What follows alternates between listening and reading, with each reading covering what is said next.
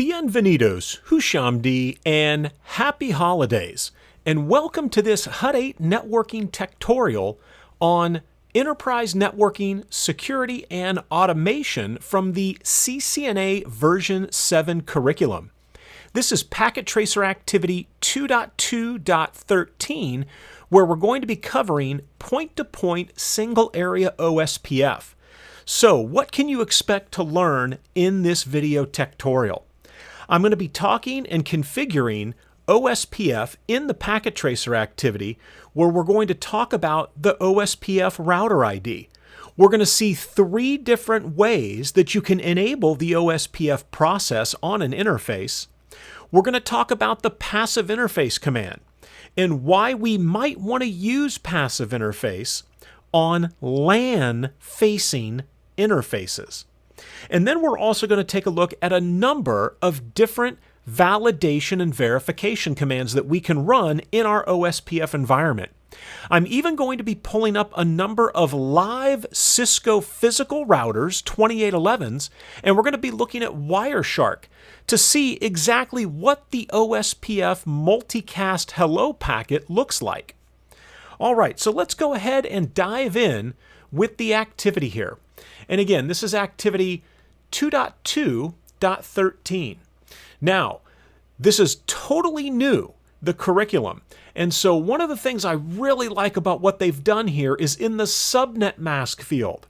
They no longer place the subnet in dotted decimal notation. Now they simply place it in the classless interdomain routing format, or the CIDR notation. You'll also hear this referred to as the slash notation. So instead of seeing 255.255.255.0, we're now seeing /24. And so this gives you, the learner, the opportunity to practice your subnet skills in terms of recognizing a /24 is the 255.255.255.0, or the /30. What would that be? And so you've got to figure these things out. And so this is a great addition that has been made here to the Packet Tracer activities. Now, the first thing that we're going to do is we're going to configure router IDs. Now, to be clear, the router ID is the most important value to OSPF on the router on which it's configured, because I want you to think of the router ID as being like the router's OSPF fingerprint. Everybody has a fingerprint and they're all unique. And the router ID needs to be unique as well. And as you can see here, we're configuring 3 different values. Now, let's go ahead and open up each of the routers in turn, and we'll configure that router ID value. So we'll go from user exec mode to privilege exec, then into global config, and I'm going to say router OSPF, and the process ID that we're using is going to be process ID 10, and you can see that indicated right here. Now, a quick note on the process ID. Remember, the process ID is locally significant, and what that means is that the process ID with OSPF does not have to match between the different routers in order for OSPF to work. Now, when you move on in your studies and you go into the CCIE realm and you start to talk about technologies like multi-protocol label switching, or MPLS, you'll find out that the OSPF process ID does have use cases where you would want it to match, or you could leave it so that it doesn't match. But again, those are far more advanced use cases than what we're discussing here, but I just want to make sure that you're aware of that. Because a lot of times you'll hear people say that the process ID is locally significant and it never has to be the same. In this context of the ccna, that's a true statement. However, as you move on, that might change. So we say router OSPF 10, and then the command to add in the router ID is simply router-ID, and for router 1, I'm simply going to say 1.1.1.1. Now, I also want to give you some additional pointers here. Now, the 1.1.1.1 is a good value, and there's no question that we'll be able to identify in this topology that that represents router 1. But let me offer up another alternative that you can use that would never be confused with an IP address, and that's router ID 0.0.0.1.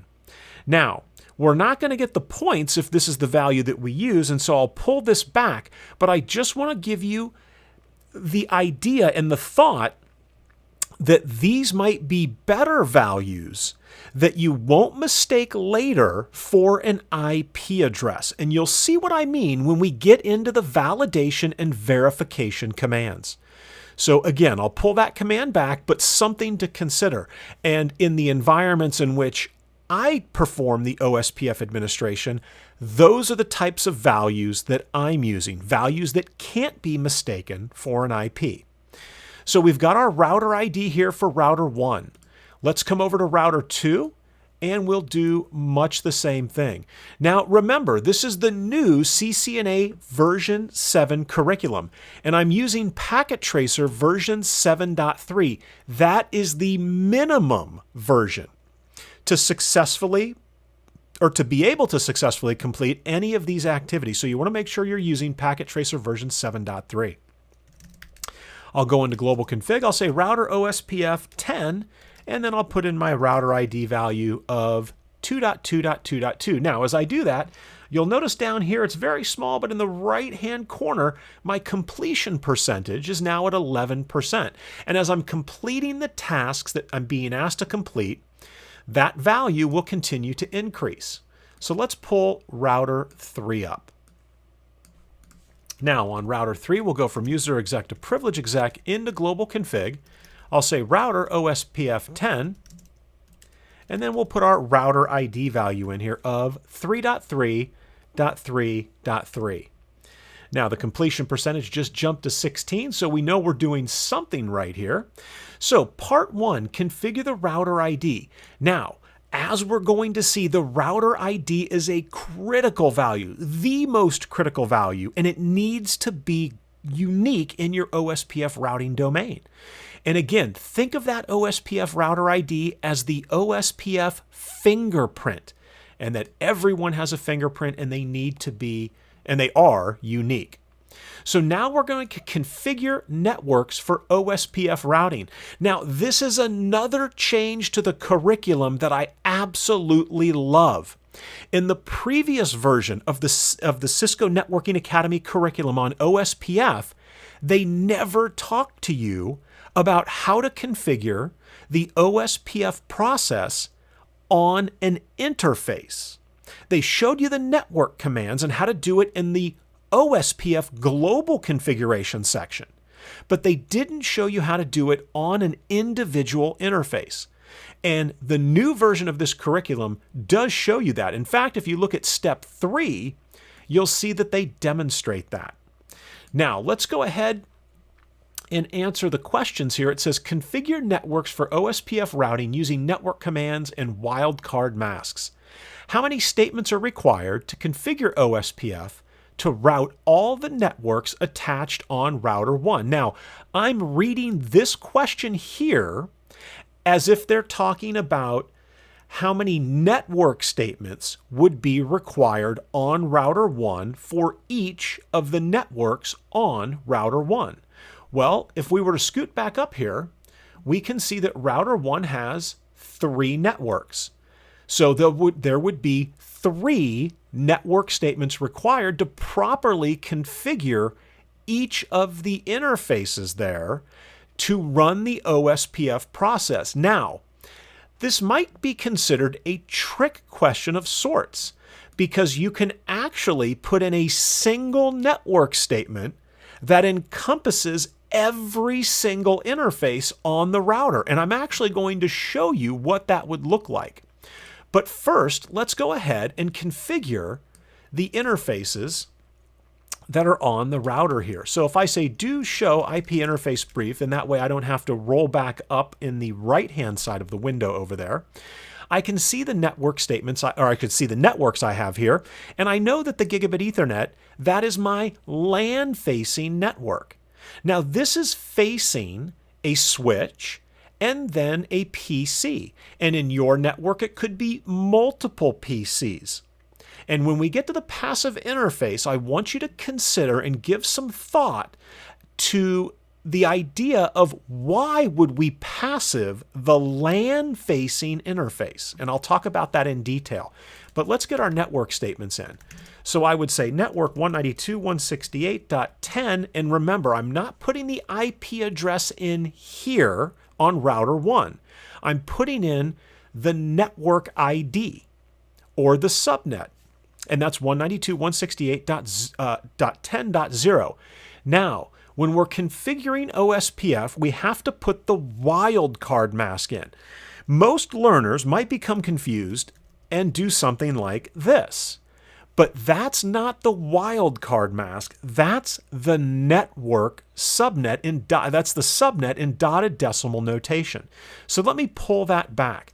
Now, the proper wildcard mask is going to be 0.0.0.255. And you might be asking yourself, well, how did you get the wildcard mask? How do you know that that's the value? And if I pull my drawing tool out here, as a review, remember the wildcard mask is very, very simple to determine. If I place all 255s, in other words, 255.255.255.255, and I subtract what the subnet mask is, not the wildcard mask, but the subnet mask for the network in question, and a /24 we know is 255.255.255.0, where the first 24 bits or the first 3 octets are the network bits. And then the last 8 bits or the last octet, these are the host bits. And so all you do is subtract from all 255s the actual subnet mask. In this case, a /24 in CIDR notation is 255.255.255.0, and that gives me 0.0.0.255. And that is my wildcard mask, and I'll just say WCM. And that's going to be the value that we place in here with our network statement in OSPF. So let me go ahead and clear the screen here. And let's go back to the configuration section. And this is going to be area 0. All right. Now, what about the next 2 networks? So we've got serial interface 010 and serial interface 011. So let's say network 10.1.1.0, because again, we don't put in this context and what we're being asked to do, we don't put in the IP address of the interface. We put in the subnet ID of the interface. Now, if you remember from peeking earlier up here, we saw that the 2 serial interfaces here, and the same is true on all of the routers, that the serial interface subnets are /30s. Now, again, I like what they did here, where it's going to force you to think, okay, if it's a /30 in CIDR notation, what would that look like in dotted decimal notation? Because we're going to need that value in order to calculate the wildcard mask. So let me walk through, and I apologize there, let me walk through this example in a little more detail. So a /30, remember that means that the first 30 bits, 2, 3, 4, whoops, and I didn't want that.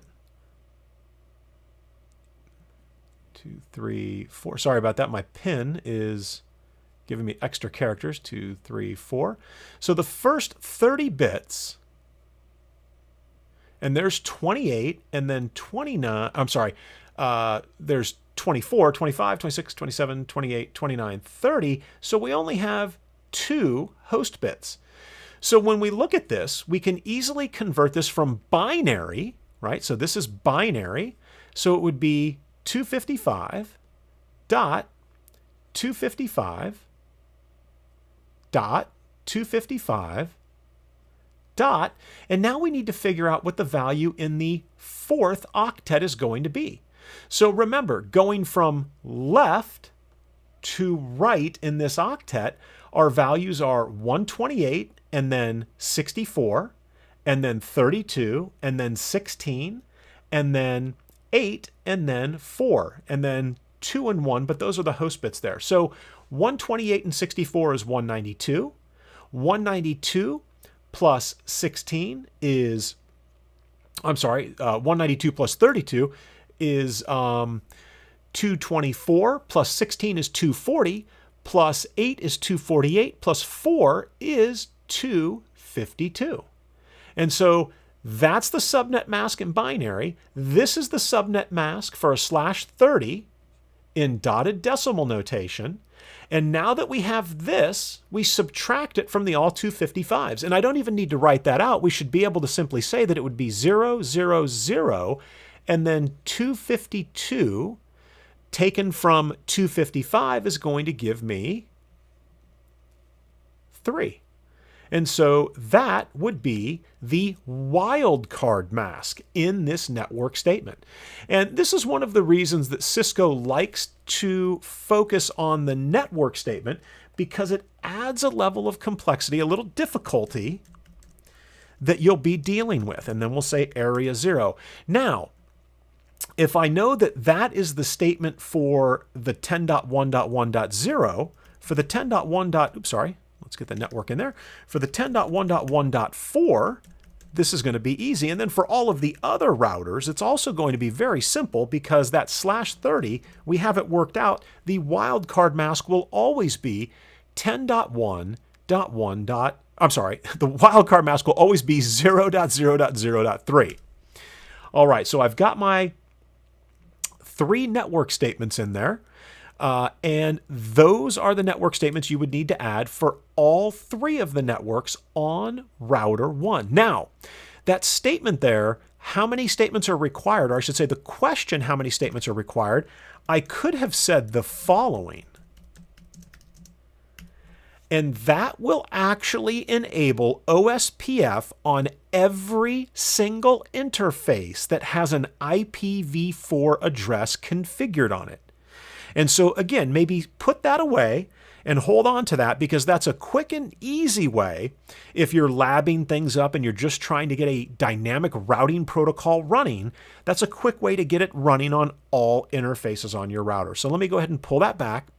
But that again is a little configuration tip that may help you down the road. Excuse me. So the next question was, the LAN attached to router 1 has a /24. What is the equivalent of that mask in dotted decimal? Well, we talked about that. It's 255, 255, 255, 0. And then it said subtract the dotted decimal mask from the all 255s, and we saw what that result would be. We did the dotted decimal notation. In fact, we looked at the binary representation for a /30, and we worked out our wildcard mask by subtracting the dotted decimal notation from the all 255s. We configured the router 1 with the correct wildcard mask for all of the networks using the network command.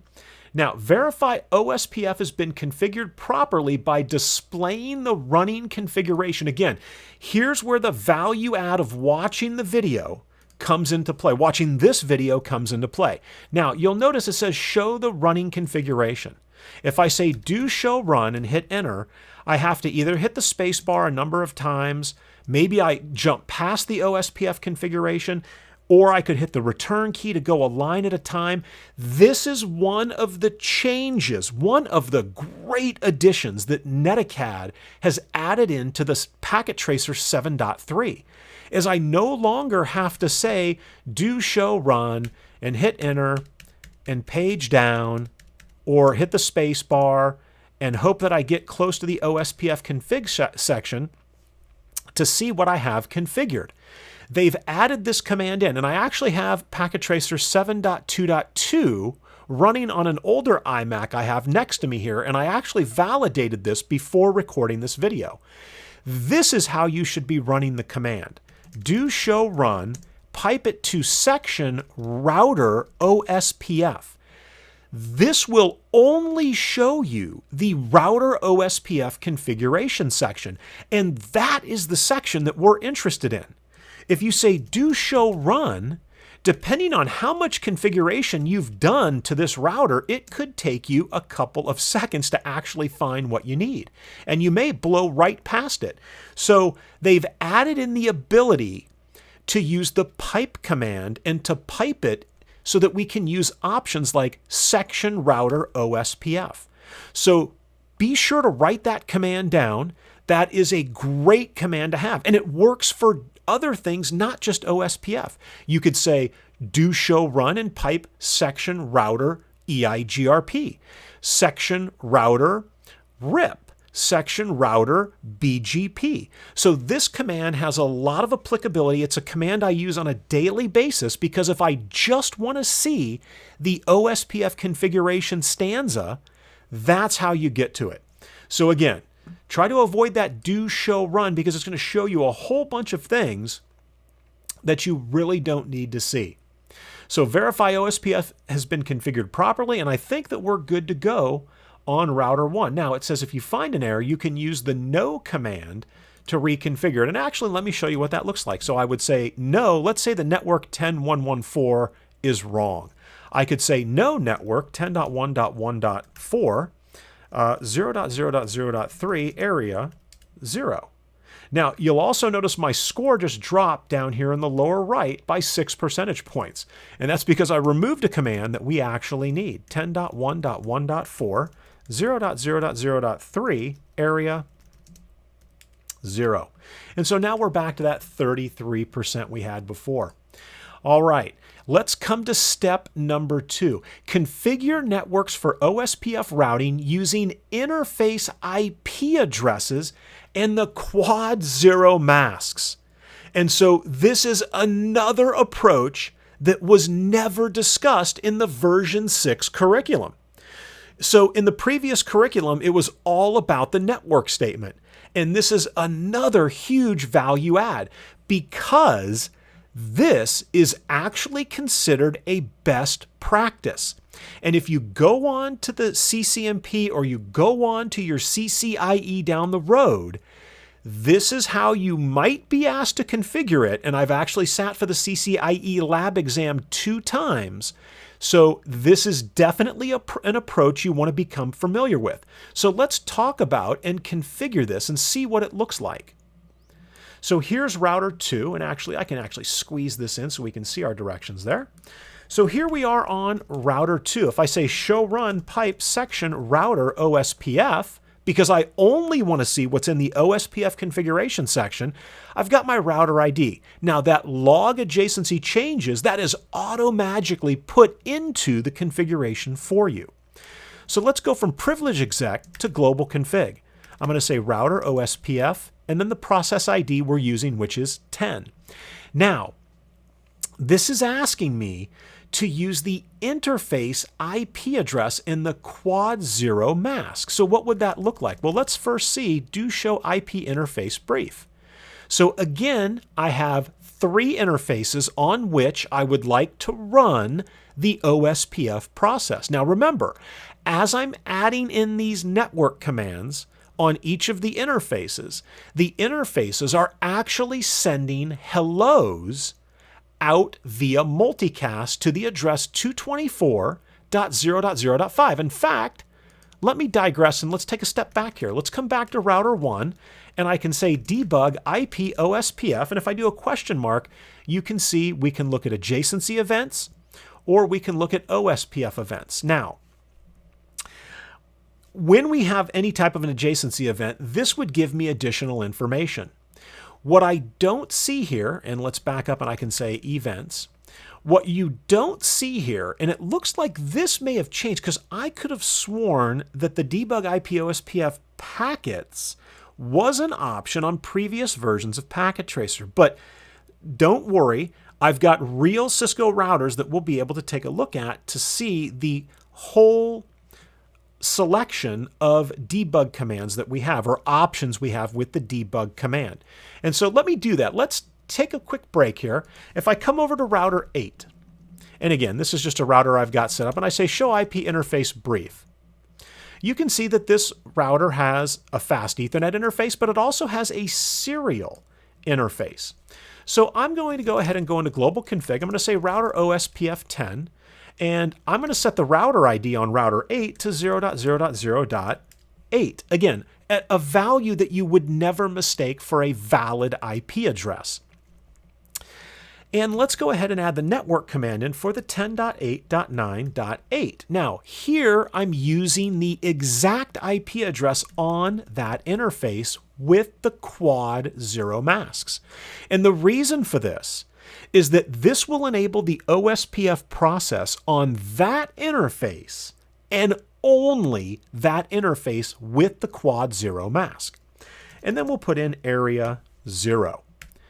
Now, as soon as I hit enter, if I was to say debug IP OSPF and do a question mark for you, you can see that the real Cisco IS, and this is 15.1 code, so it is a little older, but you can see that we have lots of different options from which to choose. In fact, the packet option is the one that I'm most interested in because I've enabled OSPF on the fast Ethernet interface on this router.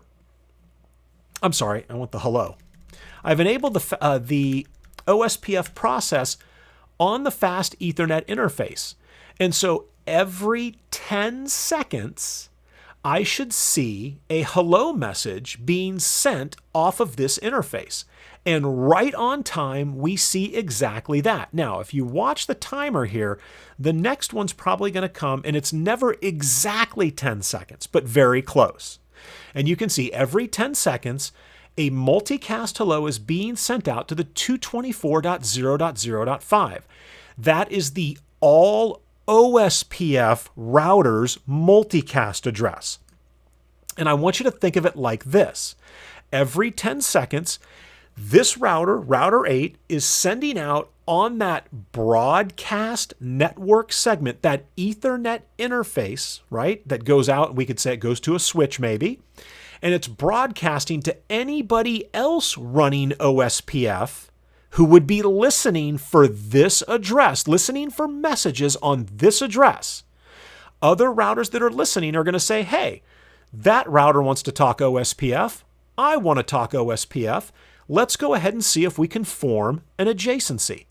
And so these are the hello packets that OSPF is sending. Now, let's take a look at Wireshark here, and let's see the information that's inside of these hello packets.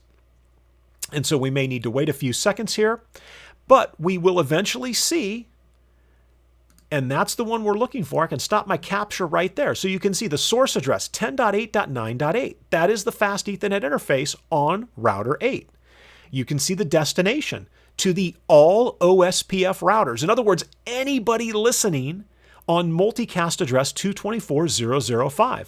And this is my hello packet. Well, let's see what's in the hello packet. If I open it up here, you can see we've got the OSPF header. You can see it's ID'd as a hello packet, and then we have the LLS data block. Let's take a look at the header and see the information that's in here. You can see it shows it's OSPF version 2, so we know it's for IPv4. The source OSPF router, there is the router ID value. And that value is critical because it has to be unique. And I'm going to expand on why it's critical right now. The reason the OSPF router ID is so critical is because OSPF uses that value to uniquely identify this router in the OSPF shortest path first graph. Now remember, OSPF is a link state routing protocol. And it's also a routing protocol that uses the shortest path first algorithm. In fact, it's Dijkstra's algorithm. In other words, you'll hear it referred to as just Dijkstra's algorithm. And in Dijkstra's algorithm, it creates a tree. And in that tree, you have leaves or nodes on the tree. And so how do we identify those nodes uniquely so that we know who we are trying to communicate with? We use the OSPF router ID. Now you can see the area number. Wireshark displays it in the dotted decimal notation. 0.0.0.0, in other words, area 0. And you can see they even put in here the backbone area. We don't have any authentication, so that's okay. Let's take a look at the other values in the hello packet. We see the network mask, right? Remember, we added that wildcard mask in there. Here, it's converted to the subnet mask. We see the hello interval is 10 seconds. There's some options we have here. The router priority, which I'm going to talk about toward the end of this video when we're going to talk about the designated router and the backup designated router as a segue into the next packet tracer activity. We have the router dead interval of 40 seconds. We can see that the designated router is in fact router 8 and that there is no backup designated router. Remember, we've only configured OSPF on router 8's interface on that Ethernet network. All right, well, that was a nice little segue there to take a deeper dive look at what exactly is in the hello packet, why the values that are in here matter, and what we would see if we were doing a packet capture. And now we know that the other routers in our environment here are going to be listening. Once we start OSPF up on their interfaces, they're going to be listening for those multicast packets. So back to router 2. We're going to say network 192.168.20.1. Now remember, we're not using a wildcard mask based on the subnet mask. We're using a wildcard mask of quad zeros, which is going to lock the OSPF process down in this command to that specific and exact interface on this router. Now, if you're asking yourself, well, why would you want to do that? Remember, if I was to use the /24, right? I could do that, but I could also have other interfaces, logical interfaces like loopback addresses, on which I configure a /32, which is known as a host route. And if that value fell within the /24, we may mistakenly or unwittingly start OSPF up on that loopback address, right? Or advertise that loopback address into OSPF, and we might not want to do that. So this is why we would want to lock it down. And again, this is considered a Cisco best practice and something you'll see more and more as you move on in your studies. Now, let's go ahead and finish this up. We're going to say network 10.1.1.2, and I'll put my quad zeros in, area 0. I'm going to say network 10.1.1.9. Quad zeros, area 0. Now, you'll notice that we have a neighbor relationship that has just gone from loading to full. Now, loading is the penultimate state of the OSPF finite state machine, or F as in Frank, S as in Sam, M as in Mary, FSM. And it transitions through a number of states. But ultimately, it will end up telling you it's gone from loading to full, meaning it's fully adjacent with the neighbor 1.1.1.1. Now remember, that is not representing an IP address. That value is the router ID. And so hopefully you're seeing how that router ID could be confused could be confusing when you look at it. You might be thinking to yourself, is there an IP address of 1111 on router 1? Where where's that value coming from? And it could be a loopback address on router 1, in fact. So that's why I prefer in the real world using 0.0.0.router number. All right, that takes care of router 2. And here we go. Okay, great. So we can see that we are receiving the hello packets. And if I say show debug, that would show me the debugs that are on. And again, OSPF adjacency and events. With this, we're seeing that we're receiving those hello packets. So if I want to turn the debugging off, because I don't want to see that anymore, I can just simply say undebug all. And that turns everything off. And it's undebug all is the full command, but all you really have to say is you all. And that is going to do the exact same thing. Okay, on to step number 3. So now we've seen 2 different ways that we can get the OSPF process running on an interface. The network command with a wildcard mask based on the subnet mask. And that was the first way. The second way, and what we just did on router 2, was using the exact IP address of the interface and the quad 0 wildcard mask value. So now what we're going to do is we're going to use, and I love how they've added this into the curriculum. This was never discussed in the previous curriculum. And typically this is how I go about doing my OSPF interface activations, as I go onto the interface and I will use this syntax. So let's get on to router 3 and let's see what this looks like. Because with this syntax, I don't need to know what the subnet mask is. I don't need to know what the IP address is. I don't need a network command at all. So let's say show IP interface brief so we can see the 3 interfaces that we want to run OSPF on. Let's go from privilege exec to global config, and I'm going to go into interface gigabit Ethernet 0/0/0. Now this syntax IP OSPF, now the process ID, this is where it has to match. Whatever we've configured as our global OSPF configuration section, that process ID number has to match the number that I'm putting here on my interface. Or let me put that in reverse terms. The value I'm putting here on the interface for the OSPF process ID has to match the global OSPF process ID, or else it won't start OSPF on this interface. So I say IP OSPF 10 area 0. And for me, this is the easiest way to perform the configuration.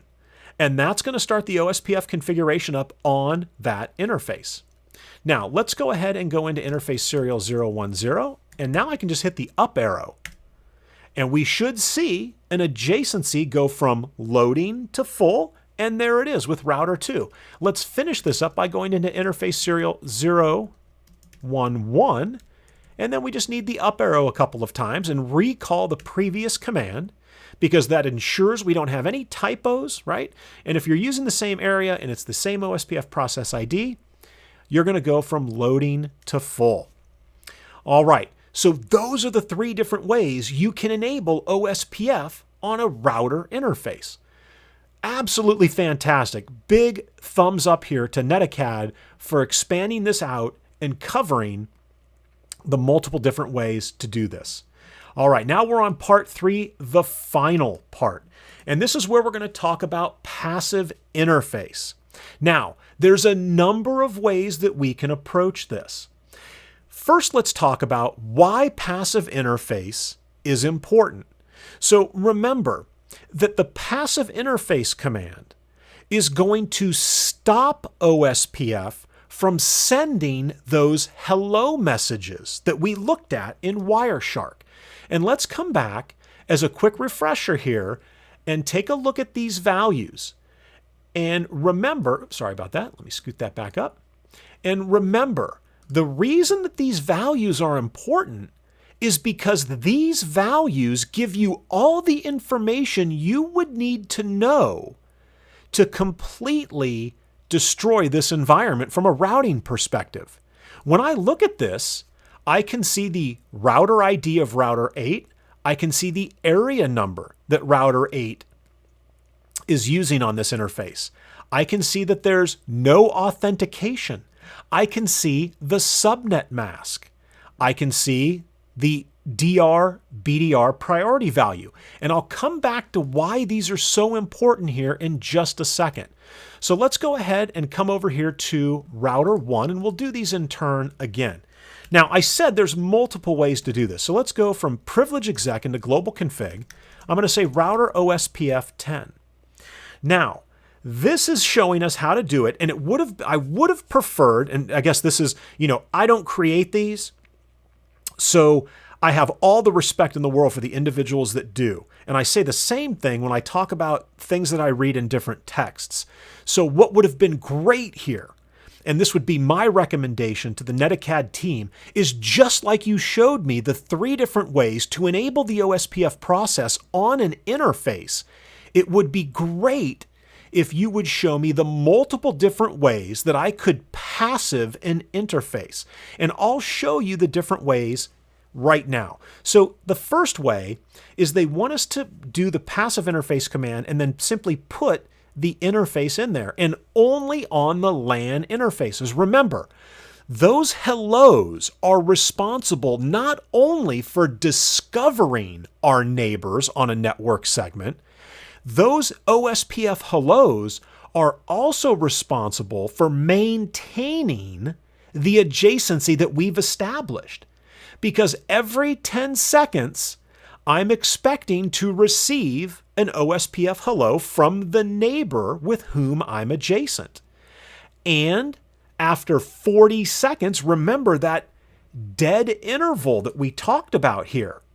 So if every 10 seconds I'm supposed to get a hello, an OSPF hello packet, after 4 of those don't show up, that would be 40 seconds, this OSPF adjacency will get torn down, and it will break my adjacency with my neighbor, and it could impact connectivity in my environment.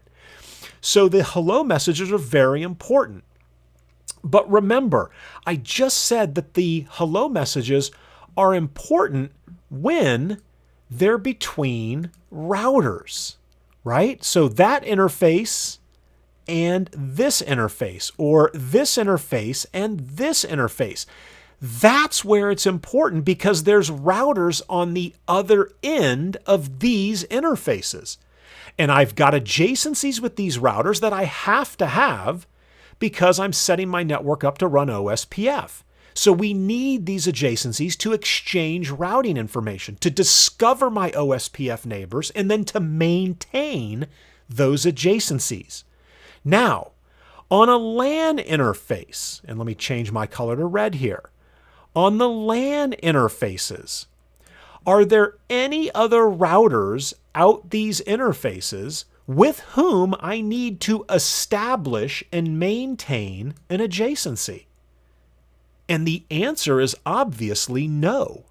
In fact, the only thing that's out here, other than the switch, which the switches are not running OSPF, the only other thing out here are the PCs.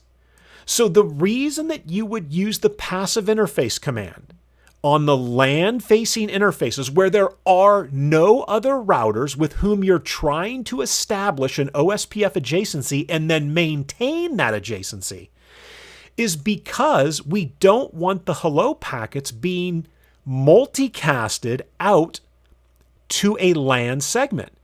Now, ask yourself that question. Why might that not be a good thing? To multicast out the OSPF hellos on a LAN segment where you have users sitting at PCs who might become very bored during the day, who might be able to install Wireshark on their PC and watch and see all the traffic that's coming across this network segment. I've actually seen this happen in a couple environments that I've been in, and not recently, but a ways back. But if they have Wireshark on their PC and they're sniffing the wire, they're going to see this traffic. And if they can see this traffic, they can see everything they need to bring this network down. And here's how they would do it. you would see the interface, you would see the hello packets. I would simply go ahead and get some software on my PC that would allow me to configure OSPF on my interface on the PC. I could use my router ID as 0.0.0.8. And then I could start advertising the same networks that might be advertised on the local area network. And that will quickly disrupt your OSPF operations. So first and foremost, the passive interface command stops the sending of hellos on the LAN segments for security purposes, first and foremost. Now, the second reason is it's a waste of resources. Not only resources on the router, but resources on all of the other devices that might be listening for traffic on the network, right? Because no one here on this LAN segment should be running OSPF. So it's a waste of resources on the router. It's a waste of resources on anything else that would be processing those hello packets. Now, those are the two reasons to do it. Let's go ahead and make the configuration here by saying passive interface gigabit Ethernet 000. Now, on all three routers, that command is going to be the same. So let's come over to router 2.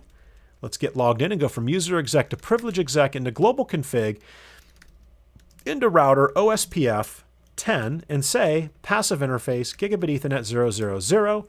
That should take me to right around 94. And then if I say router OSPF 10, passive interface gigabit Ethernet 000. So let me go ahead now and show you another approach that you could take when configuring the passive interface command. So that's one way to do it. And when there's only one interface that needs to be passive, this may be the preferred way to do it. So if I go over to router 8, and let's actually go ahead and turn off the debugs by saying you all. Another way that I could do this, if I go into router OSPF 10, is I can say passive interface default. And this is actually how I approach it, is I say passive interface default. And as soon as I do that, OSPF is no longer sending hellos on any of the interfaces. In fact, if I say do debug IP OSPF hello and I hit enter, let's see what's happening right now. Because every 10 seconds, if what I told you is not true with that passive interface default command, within 10 seconds, I should see a hello. And as you can see here, there's no hellos. So I use passive interface default because that forces me to come back later, right? And to individually say no passive interface fast Ethernet 00. So I have to intentionally come into the OSPF configuration and I have to intentionally no passive the interfaces that I want participating in the OSPF routing process. And the reason I like this method better is because, again, it forces you to come in and intentionally no passive the interface. Because if you only passive one interface, let's say that you go and you configure a new interface on the router and you don't remember to go in and say passive interface loopback 50 or loopback 0 or whatever the new interface may be. Maybe it's an interface that's connected to another router, but you're not running OSPF, right? If you're intentionally using the passive interface command, you have to remember that every new interface you bring up, you're going to want to go back in and say passive interface and then that interface. When you say passive interface default, you're protected from mistakenly bringing an interface up and then possibly having OSPF start running on that interface for whatever reason, right? And so that's why I like the passive interface default. And you can see as soon as I said no passive interface, the hello messages start to flow again. All right, so we are at 100%, as you can see in the bottom right-hand corner, but we've got some OSPF show commands that we definitely want to talk about here. So I'm going to use router 3 as my candidate here. And let me save my configuration.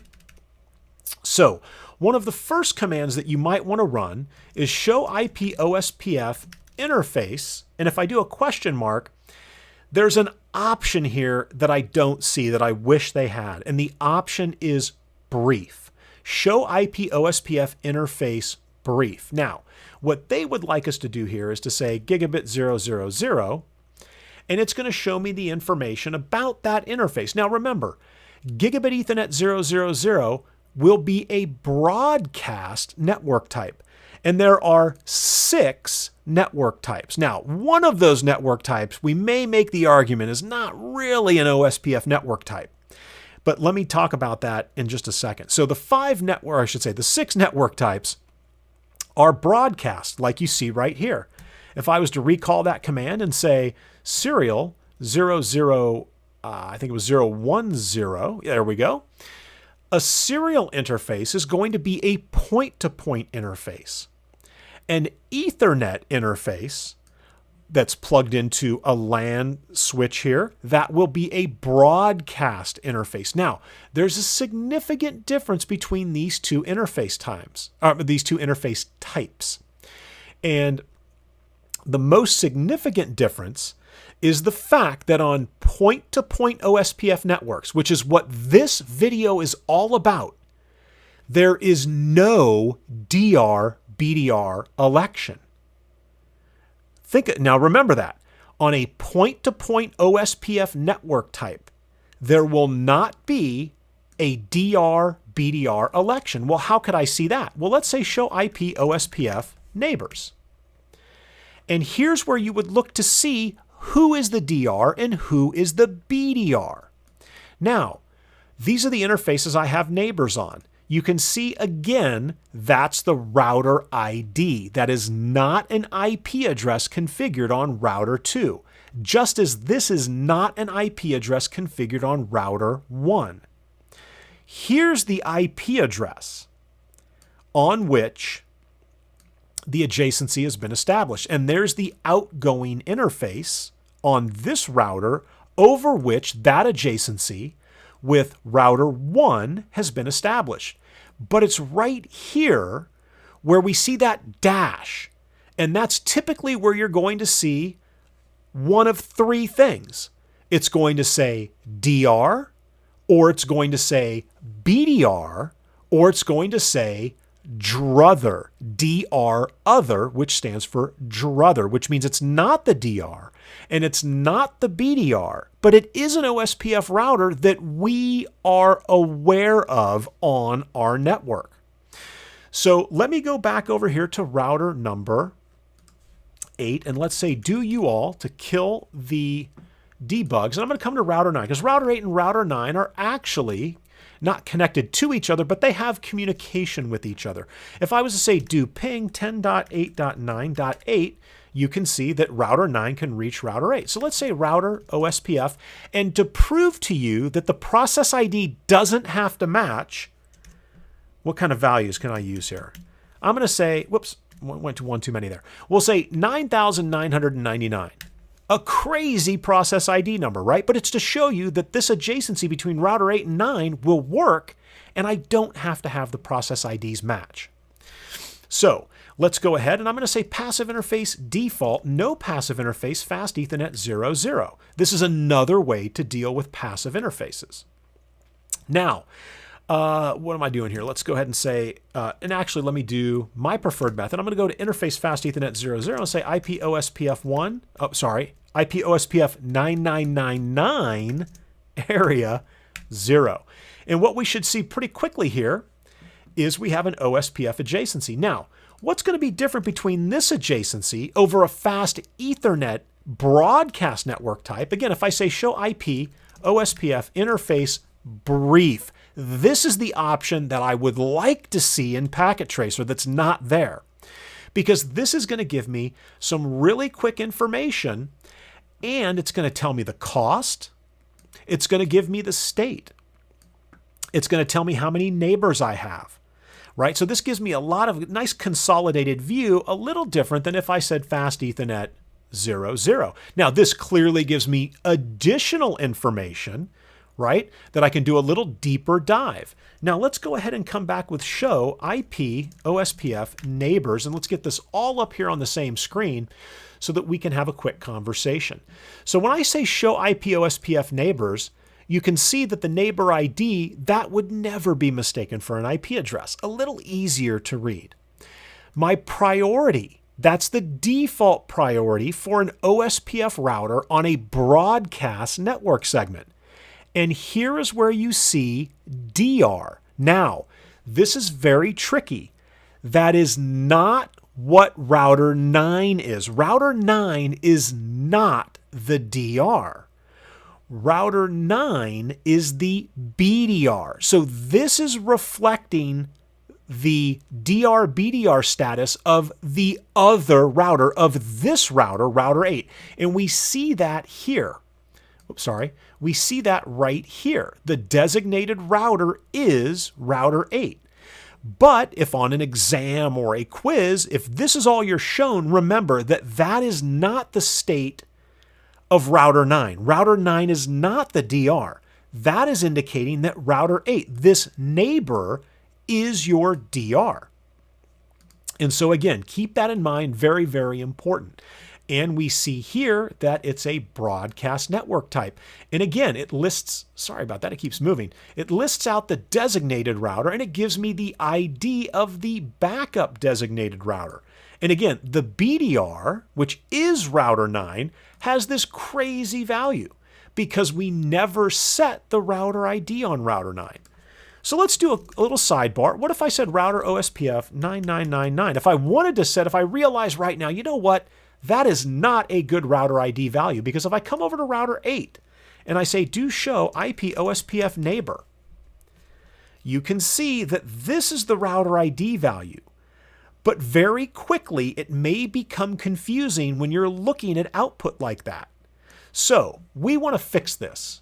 I want router 8 to match my best practice approach. So I'm going to say router ID 0.0.0.9, and I'm going to hit enter. And you'll notice that it doesn't take effect immediately. Again, the router ID is the fingerprint of this router in the shortest path tree. So, excuse me, what we have to do here is we need to make sure we're very, very specific. And I'm going to say clear IP OSPF process, or you could just say proc. And I'm going to hit enter. And it's going to ask me, oops, sorry, we'll say do there. Let's Control A, do. So do clear IP OSPF proc. And it's going to say reset all IP OSPF processes because this is a very dangerous command. If you say yes, and you're doing this in a production environment, this is what I like to refer to as a resume generating event. Because this is going to take your network down while it recalculates the shortest path tree. Because we've just changed the fingerprint for router 9. Now, it did what we wanted it to do. It's going to change the router ID, and this is actually going to disappear here. You can see, and actually this is, I like to see this here, right? So you may look at this and say, well, wait a second, how come I've got two adjacencies? Well, you don't, and you're about to see that you don't, because you'll notice that dead timer is counting down from 40, right? We were here at, and there it goes. And it took it down. So that was a bogus entry, right, that we no longer were using. And now this is the entry we were waiting for. But again, we cleaned it up, but you'll notice it held on to it for 40 seconds before it got rid of it. So be aware of that as well. And it's telling me that router 9 is the backup designated router. All right, so those are some good commands to run to see what's going on in your environment. Show IP OSPF neighbors, show IP OSPF interface, and then the actual specific interface.